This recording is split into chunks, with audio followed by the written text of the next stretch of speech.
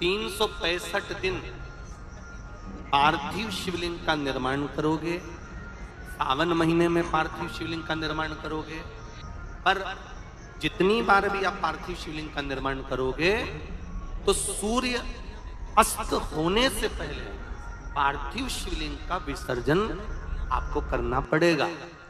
पर 12 महीने शिवरात्रि आती है।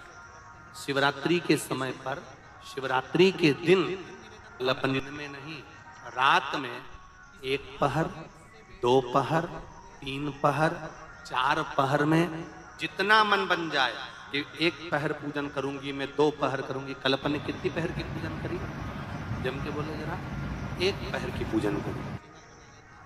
शिव महापुराण की कथा कहती है शिवरात्रि की जो पूजन होती है, इसका मतलब क्या है? शिवरात्रि, इसको ये नहीं लिखा गया शिव डे, शिव दिन, इसको क्या कहा गया है? जम के बोलो जरा। शिवरात्रि। शिव महापुराण की विद्येश्वर संहिता में कुमार खंड के अंतर्गत स्कंद पुराण में जो वर्णन आता है कि 12 महीने शिवरात्रि आती है। जो रोज पूजन करने वाले हैं, रोज पार्थिव शिवलिंग का निर्माण करने वाले हैं, रोज सावन के महीने में शिवलिंग का निर्माण करते हैं, हजारों शिवलिंग बनाते हैं। तुम लाखों शिवलिंग का निर्माण कर लो, पर सावन के महीने में या 365 दिन शिवलिंग बनाओगे तो वो शिवलिंग तुम्हें सूर्य अस्त के पहले विसर्जन करना पड़ेगा। पर शिवरात्रि के दिन जो तुम शिवलिंग का पूजन कर रहे हो वो रात्रि में अगर करते हो तो 1 पहर का करते हो तो 1 पहर की पूजन करने के बाद विसर्जन कर दो। 2 पहर का करते हो तो 2 पहर की पूजन करने के बाद विसर्जन कर दो। 3 पहर का, 4 पहर का करते हो तो 4 पहर का करने के बाद विसर्जन। उसकी महत्वता है शिवरात्रि, उसकी महत्वता शिवरात्रि।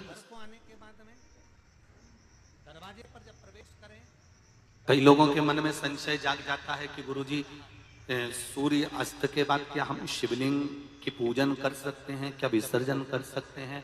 तो पहले तो अच्छे से समझ लो कि तुम सावन महीने की शिवरात्रि की पूजन कर रहे हो।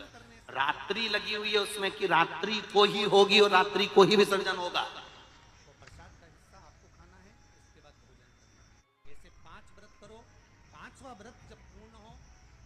और जो नी पढ़ा लिखा हो तो गीता प्रेस गोरखपुर की जो पंडित प्रदीप मिश्रा जी पोथी पढ़ते हैं उसको लिया,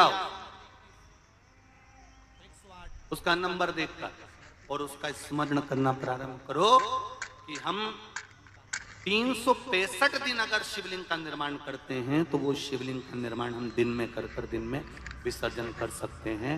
पर शिवरात्रि की पूजन करें तो रात्रि को भी शिवलिंग का निर्माण कर पार्थिव पूजन करने के बाद हम बाबा देव अधिदेव महादेव से रात भर चाहे तो 1 पहर, चाहे तो 2 पहर, चाहे तो 3 पहर, चाहे तो 4 पहर, ऐसा भी पूजन कर सकते हैं।